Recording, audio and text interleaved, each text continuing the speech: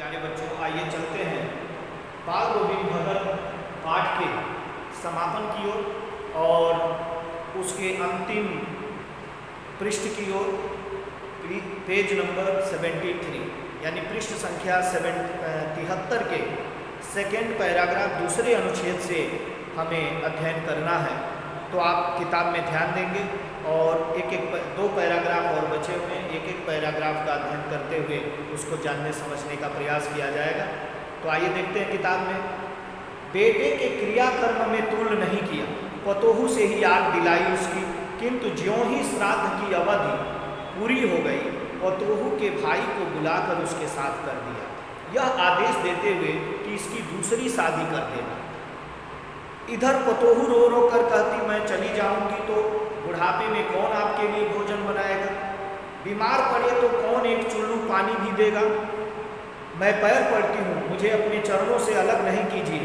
लेकिन भगत का यह निर्णय अटल था, तू जा, नहीं तो मैं ही इस घर को छोड़ करके चल दूँगा। यह थी उनकी आखिरी दलील और इस दलील के आगे बेचारी की क्या चली।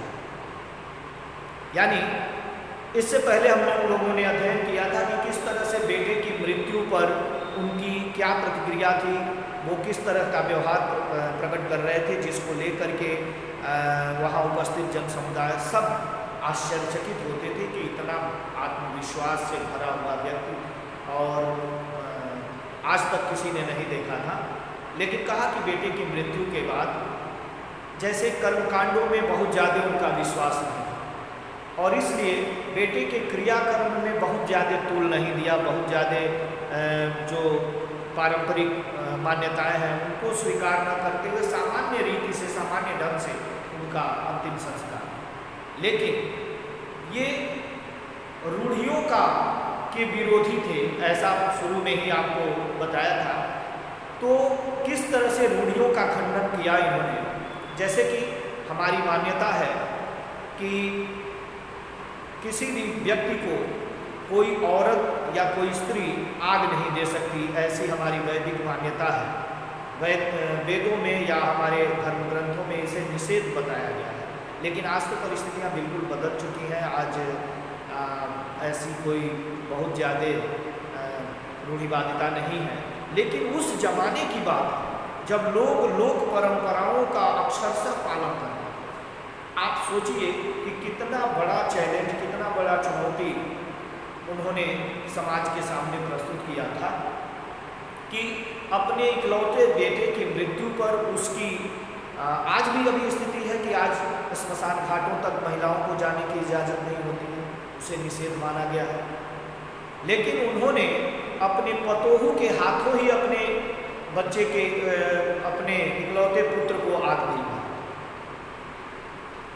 ये आज के समय में बहुत अजीब नहीं लगता, लेकिन उस जमाने में जब पूर्ण रूप से स्त्रियों का स्मशान में जाना या स्त्रियों के हाथों किसी को आग दिलवाना वर्जित था, उस जमाने में उन्होंने इस तरह का आदर्श प्रस्तुत किया कि अपने पतोहू के हाथों उसकी चिता को आग दिलवाई और कर्मकांड में कर्मकांड को सामान्य रीत से उसका निर्वहन किया। किंतु श्राद्ध की अवधि ज्यों ही पूर्ण हो, चूँकि पतोहू अभी नहीं थी, अभी उसको कोई संतान नहीं थी, और श्राद्ध की अवधि बीतते ही उसके भाइयों को बुलाकर उसे अपने साथ ले जाने की बात कही, जिसको लेकर के सबको आश्चर्य होने लगा कि इस अवस्था में भगत जी के भोजन और दवा दारू का प्रबंध भला कौन करेगा। दूसरी चीज़ ये, पतोहू भी किसी रूप में उस घर से अलग होना नहीं चाहती थी, वहाँ से कहीं जाना नहीं चाहती थी। लेकिन भगत जी को ऐसा लगता था कि अभी इसका पूरा जीवन पड़ा हुआ है और यदि मैं अपनी इस सेवा के लिए अपने स्वार्थ में इसको रख लूँ तो ये उचित नहीं होगा। इसके जीवन के साथ खिलवाड़ करने का, इसके जीवन को बर्बाद करने का मेरे अपने स्वार्थ के लिए मुझे कोई हक नहीं होता है। यानी अपनी पतोहू के प्रति त्याग की भावना उनके मन में जो थी वो उनका सच्चा प्रेम था, क्योंकि प्रेम त्याग का ही दूसरा रूप है। जहाँ लालच हो, जहाँ स्वार्थ हो, वो प्रेम नहीं होता। प्रेम का वास्तविक स्वरूप त्याग होता है, त्याग का ही दूसरा रूप प्रेम होता है, और जहाँ त्याग है वही प्रेम। तो उन्होंने इस पर प्रश्न भी आता है कि बाल गोविंद भगत ने सिद्ध कीजिए कि अपनी पतोहों के प्रति मोह प्रकट किया अथवा प्रेम। तो इन्होंने मोह प्रकट किया होता तो उसे अपनी सेवा के लिए रख देते, लेकिन मोह प्रकट न करके उन्होंने अपनी पतोहों के प्रति प्रेम प्रकट किया। और वो इस रूप में देखा जा सकता है कि अपने पतोहों के भाइयों से कहा कि इसे ले जाओ और इसकी कहीं दूसरी शादी करा दो। अब सोचिए, वो जमाना वो था जब विधवा विवाह पूर्ण रूप से वर्जित था। विधवाओं को समाज में एक अलग रूप में देखा जाता था। आज भी परिस्थितियाँ कुछ हद तक तो वही है, लेकिन बहुत हद तक सुधार आया है। लेकिन पहले पूर्ण रूप से ये भावना थी, किसी शुभ अवसर पर विधवाओं को सामने देखना कोई पसंद नहीं करता था। विधवा विवाह वर्जित था, और ऐसी परिस्थिति में इस रूढ़ी को तोड़ने का काम किया, रूढ़ियों का विरोध किया बाल गोविंद भगत ने, और अपनी उस बहू को दूसरे विवाह की अनुमति दी। हालांकि पतोहू नहीं चाहती थी जाना, लेकिन उन्होंने उसके भाइयों से कहा ले जाकर इसकी कहीं दूसरी शादी करा देना, जहाँ तक सहयोग हो सकेगा एक पिता के रूप में मैं भी इसके उस संस्कार में उपस्थित रहूँगा, लेकिन यह काम आप लोगों को ही करना है। और इसलिए उसको साथ ले जाने के लिए कहते हैं, लेकिन इधर पतोहू रोने लगती है और कहती है कि नहीं, मुझे अपने चरणों से अलग मत कीजिए, मैं आपकी सेवा करते हुए अपने बाकी के दिन यहीं गुजारना चाहती हूँ। लेकिन बाल गोविंद भगत का निर्णय तो बहुत सोच समझ कर किया हुआ निर्णय था। उनके मन में ये भावना थी कि मेरा जीवन तो अब कुछ ही दिनों का मेहमान है, लेकिन मेरी मृत्यु के बाद इसकी क्या दशा होगी, इसका देखरेख कौन करेगा। और उसके भविष्य की चिंता करते हुए उन्होंने उसे जाने के लिए कहा। लेकिन वह कहती है कि मैं चली जाऊंगी तो आपके लिए बुढ़ापे में भोजन कौन बनाएगा, एक चुल्लू पानी कौन देगा, बीमार पड़े तो आपके दवा दारू की व्यवस्था कौन करेगा, इसलिए मुझे अपने चरणों से अलग नहीं कीजिए, मैं आपकी सेवा करते हुए यहीं रहना चाहती हूँ। लेकिन बाल गोविंद भगत का निर्णय तो बिल्कुल अटल था। वो अपने सेवा की परवाह नहीं करते हैं और सीधे सीधे कहते हैं कि तू जा, और जाने के लिए कहते हैं, नहीं मानती है तो सीधे अंतिम दलील उनकी होती है तू जा, नहीं तो मैं ही इस घर को छोड़ करके चला जाऊँ। और उनकी इस आखिरी दलील के आगे बढ़ा उस बेचारे की क्या चलती, और अंततः वह अपने ससुर यानी बाल गोविंद भगत के आदेशों का पालन करते हुए अपने भाइयों के साथ चली जाए। ऐसे निस्वार्थ भावना और रूढ़ियों के विरोधी के रूप में इनकी एक छवि उभरती है, जो आज के ज़माने में भी रूढ़ियों और का खंडन करने की प्रेरणा देती है हमें। समाज में त्याग का आदर्श प्रस्तुत करने की प्रेरणा देती है। आइए चलते हैं अंतिम पैराग्राफ, अंतिम अनुच्छेद की तरफ, जिसमें लेखक ने वर्णन किया है कि अब उसके बाद बाल गोविंद भगत सामान्य रूप से अपनी दिनचर्या में व्यस्त हो गए, लेकिन उनकी दिनचर्या में कभी कोई नागा नहीं पड़ता। हमेशा पूजा पाठ नेम धर्म छोड़ने वाले नहीं थे। गंगा स्नान हर वर्ष जाड़ी के दिनों में जाते थे। गंगा स्नान में उनकी उतनी आस्था नहीं थी जितना संत समागम में था।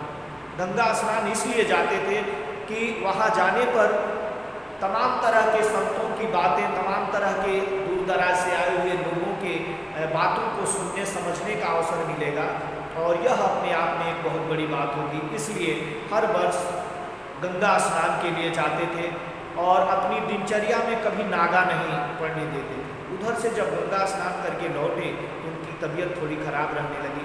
लोगों ने कुछ दिन के लिए पूजा पाठ और भोर काल में उठकर स्नान करना इत्यादि मना किया, लेकिन वो कहाँ मानने वाले थे। उनकी दिनचर्या में नागा कहाँ पड़ने वाली थी। और जिस तरह का खराब व्यवहार था, किसी के सेवा की जरूरत उस व्यक्ति को नहीं पड़ी। अंत समय तक चलते चलाते अचानक एक दिन उनकी मृत्यु होती है, जिस पर लोगों को आश्चर्य होता है और लोग यह कहने के लिए बिल्कुल मजबूर हो जाते हैं कि वास्तव में उनकी मौत भी उन्हीं के अनुरूप हुई। उनके स्वभाव के अनुरूप हुई, उनके व्यवहार के अनुरूप हुई। और आपने देखा भी होगा गांव समाज में भी कि बहुत सारे लोग जिनका जो स्वार्थी, लालची और छल कपट वाले स्वभाव के होते हैं, उनकी मृत्यु भी बड़ी कठिन होती है, काफ़ी दुर्दशा उन्हें भोगना पड़ता है। बहुत सारे लोगों को आपने देखा होगा 6-6 महीने, कई साल तक बिस्तर पर पड़े रहते हैं, लेकिन उनकी मृत्यु नहीं आती है, कष्ट भोगना पड़ता है। लेकिन बहुत सारे ऐसे लोग हैं जो चलते चलाते, सुना होगा, आश्चर्य होता होगा कि शाम को खाना खाया, रात को सोया, सुबह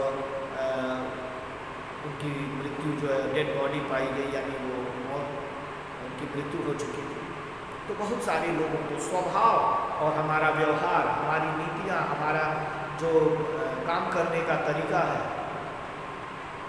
ये बहुत हद तक निर्भर करता है हमारे आगे बाकी के जीवन के लिए भी, और हमारी मृत्यु भी उसी के अनुकूल होती है। इस पर इसका वर्णन करना चाहता है लेखक कि बाल गोविंद भगत की मौत उन्हीं के अनुरूप हुई।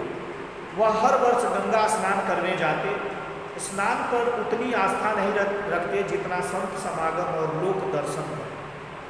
भ्रमण करना चाहते थे, लोक संस्कृतियों के आदान प्रदान को महत्वपूर्ण मानते थे।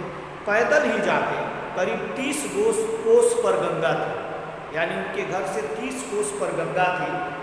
साधु को संबल लेने का क्या हक, और गृहस्थ किसी से भिक्षा क्यों मांगे, और वो तो दोनों थे। साधु को किसी से संबल लेने का कोई हक नहीं होता, और गृहस्थ को भिक्षा मांगने का अधिकार नहीं होता। तो वो साधु भी थे और गृहस्थ भी थे, भला किसी के भरोसे क्यों जाए, किसी का सहारा क्यों ले, ये उनकी मान्यता थी, ये उनकी भावना थी। और गांव से 30 कोस की दूरी पर गंगा थी, और प्रतिवर्ष गंगा स्नान के लिए जाते थे। पैदल ही जाते, जो कुछ पास में होता उसी को खाते जाते, कहीं ज़रूरत पड़ी तो पानी पी लिया, अन्यथा किसी के का भोजन ग्रहण नहीं करते थे। घर का खाया हुआ पुनः आकर के घर पे ही भोजन करते थे, चाहे 2-3 दिन का समय क्यों। ये उनकी दिनचर्या थी। कहा किसी अतः घर से खाकर चलते तो फिर घर पर ही लौट करके खाते, रास्ते भर खजड़ी बजाते, गाते, जहाँ प्यास लगती पानी पी लेते। 4-5 दिन आने जाने में लगते, किंतु उस लंबे उपवास में भी वही मस्ती रहती थी और कहीं से निराशा का कोई भाव नहीं रहता था। अब बुढ़ापा आ गया था, किंतु टेक वही जवानी वाली, यानी दिनचर्या में कहीं कोई परिवर्तन नहीं, कोई नागा नहीं पड़ने देते थे। इस बार लौटे तो तबीयत कुछ सुस्त थी, खाने पीने के बाद भी तबीयत नहीं सुधरी, थोड़ा बुखार आने लगा, किंतु नेम व्रत तो छोड़ने वाले नहीं थे। वही दोनों झूठ गीत, सुबह प्रभातियाँ, शाम को समय लोकगीतों का गाना, संध्या स्नान, ध्यान, खेती बाड़ी देखना, ये दिनचर्या उनकी थी और वो करते रहे तबीयत खराब होने के बावजूद। दिन दिन छीजने लगे, कमज़ोर होने लगे, अस्वस्थ होने लगे। लोगों ने नहाने धोने से मना किया, आराम करने को कहा, किंतु हंसकर टाल देते रहे।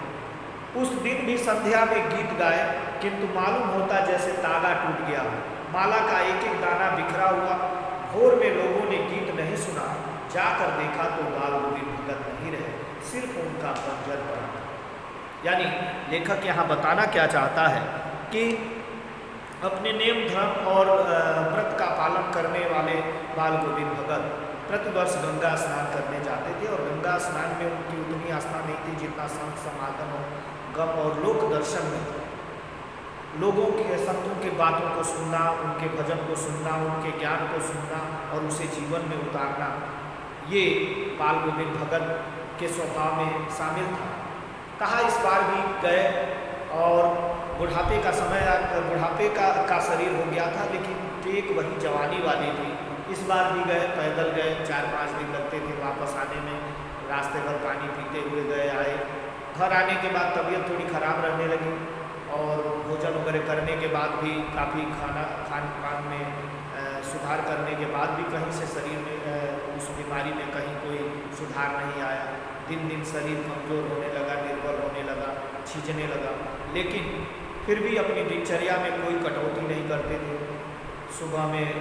सुबह और शाम दोनों समय लोकगीतों को गाना, समय से स्नान करना, पूजा पाठ करना, खेती बाड़ी देखना, ये सारे काम करते थे। लोगों ने कुछ दिन आराम करने को कहा, नेम व्रत को थोड़ा सा उसको जो है रोक करके चलने को कहा, लेकिन वो मानने वाले नहीं थे। वो हंस करके टाल देते थे लोगों की बातों को, और कहा कि लोगों ने नहाने धोने और उससे मना किया, लेकिन हंस करके टाल देते थे। अचानक उस शाम को भी, जिस रात उनकी मृत्यु होती है, उस शाम को भी उनका गीत सुनने को मिलता है, लेकिन हाँ, आवाज़ कुछ उखड़ी उखड़ी सी आवाज़ से कुछ राख जैसी गिरती हुई सी, जैसे तार टूटा हुआ हो, इस तरह की आवाज़ में उनके गीतों को लोगों ने सुना था। और संध्या के समय गीत गाने के बाद देर रात तक सोए, और भोर काल में उनकी प्रभातियाँ सुनने को नहीं मिली। तब लोगों को आश्चर्य हुआ कि यह पहला अवसर है जब बाल गोविंद भगत के भोर काल के गीत सुनने को नहीं मिले। काफ़ी देर के बाद जब लोगों ने उनकी आहट नहीं पाई तो जा कर के देखने का प्रयास किया, तो अब बाल गोविंद भगत नहीं है, यानी उनके प्राण पखेरु रात में ही उठ चुके थे। उनकी विरहिणी आत्मा परमात्मा से जाकर साक्षात्कार कर चुकी थी, अब केवल उनका अस्थि पंजर पड़ा था। तो कहने का मतलब ये कि लेखक ये दिखाना चाहता है कि उनकी मौत भी उनके स्वभाव के अनुरूप हुई। उनको किसी के सहारे की जरूरत नहीं हुई, और जिस निस्वार्थ भाव से अपने जीवन को जीते थे, कबीर के आदर्शों पर चलते हुए जिस त्याग के आधार पर अपने जीवन को जीते थे, उसकी अच्छी परिणति, उसकी अच्छी सद्गति भी इस रूप में देखने को मिली। और इस तरह से बाल गोविंद भगत का जो उनकी जो आत्मा थी वो परमात्मा में समाहित हो गई, उन्होंने मोक्ष प्राप्त किया। तो ये बाल गोविंद भगत थे जिनके जीवन और जिनके जीवन की जो घटनाएं हैं निश्चित रूप से हमें बहुत कुछ सिखाती हैं। त्याग का आदर्श प्रस्तुत करने की सीख देती हैं, मोह और प्रेम में अंतर सिखाती हैं, और इसके साथ ही साथ बाल गोविंद भगत का जो जीवन है वो हमें लोक संस्कृति को बढ़ावा देने, सामूहिक चेतना विकसित करने और ग्रामीण जो परिस्थितियां हैं उसमें अपने आप को स्थापित करने, मनुष्यता की रक्षा करने की सीख देती हैं।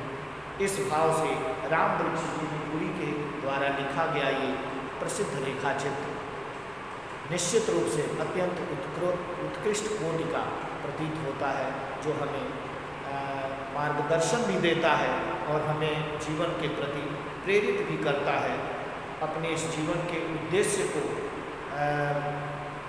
का मार्गदर्शन कराता है। तो इसी के साथ इस गद्य खंड के सेकंड चैप्टर का दूसरे पाठ का सेकंड चैप्टर यानी पाठ 11 का समापन होता है। अब पुनः अगली कक्षा में हम कृतिका के फर्स्ट चैप्टर का अध्ययन करेंगे, और कृतिका जो आपकी सहायक पुस्तिका है उसके पहले अध्याय का अध्ययन करेंगे।